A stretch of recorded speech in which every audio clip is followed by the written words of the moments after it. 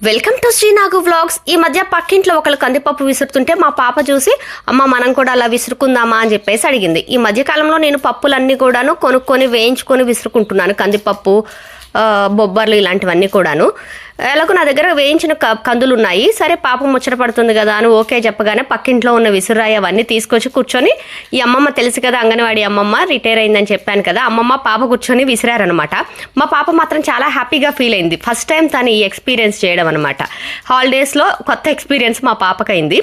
అయితే ఈ విసురాయిని నేను కూడా ఎప్పుడో చిన్నప్పుడు మా నాన్నమ్మ ఉన్నప్పుడు ఎప్పుడో చూశాను. మళ్ళీ ఇన్నాళ్ళకి కలిగిందనమాట.